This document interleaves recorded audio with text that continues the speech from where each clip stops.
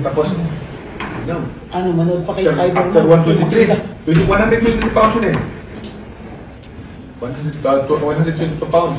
Akit ako 126. Oo, nagkakaroon na. Marco Antonio Barrera, 126. Basta pag-check ko doon, nagbulan din sila. Grabe ito. Walang panalo ito sa Manny Pacquiao. Tiago. Marco Antonio Barrera. Oo. Kakapanalo din na kay The babyface assassin. The babyface assassin. Ikaw yata hinamon eh. O ikaw naghamon. Hinamon ako. Hinamon ka dahil tinalo mo sa The baba. babyface assassin. So, Number 3 si Barrera nun. di, champion si Barrera. Hindi. Champion si Barrera kasi Super old champion sa noon. Ah, Kasi okay. bagong tinalo niya si Prince Nassim Hamid. Oo, yung gago. Si Raulo. Si Prince Nassim Hamid. Baliw yun. Tapos, world champion siya. Tatlo ang belt ni hawak ni Barrera noon. Ang dinipinsa lang niya yung Ring Magazine. Kasi, Lima kasi. pag ito kasi napipinsa kasi matatlong belt. Magbahay ka ba yung sanction fee? Nagtipid. Oo. Malaki ang sanction fee ha. Isipin mo kung every commission, di ba? Belt, magbayad ka 50,000, 150,000. Laki din. Oo.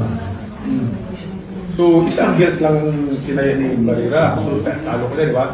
11th round na TKO. Bigyan na. Tapos, move ako sa... Move ako sa 130.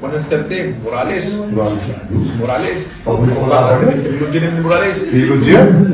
Tapos, 135. Market pa. Tapos, 135. Tapos, from 135, nagkahambang ako ng 140. 135. Laki rin. Diretso ako sa 147. Di lang ko yan. Oo, yun. Dito sa Pilipinas. Middleweight. Welterweight.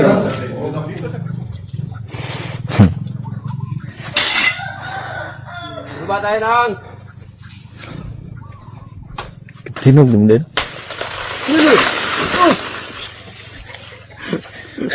Puta! Isa pang ano na, bagsak agad. Wala pang... Ganun lang ba? Mahina lang sana. Basag tuloy. Puta. Bakit ang lakas ko na? Hindi ko na mapigilan ang lakas ko.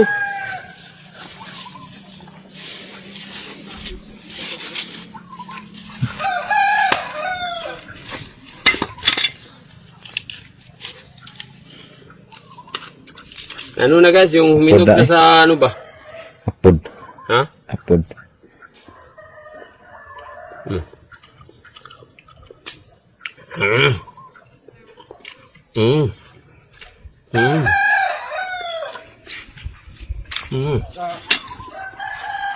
Wakawasin mo rambutan, kaya wala may bunga yung rambutan.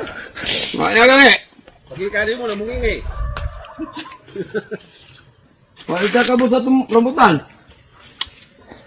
Ito yung bata ay. Alam niya na. Oh, Kana na. ini na. Bro, kuan pa dai. Tabung.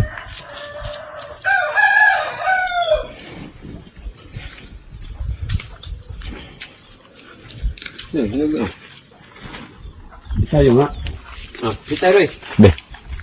Kita sa una rin.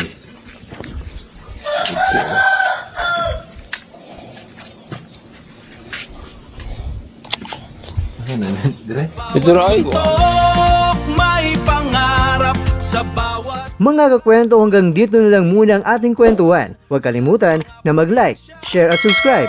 Ako po si Mr. Kwento. Ito ang mga kwentong maaring hindi pa nakwento sa inyo. tayo ng boses ang hindi pa napapansin ng mundo. Samahan niyo akong busisiin ang bawat kwento at bawat sakripisyo ng mga mandirigmang mga Pilipino. Ito ang kwentong di pa nakwento. Pilipinas para sa mundo. Pilipinas para sa mundo.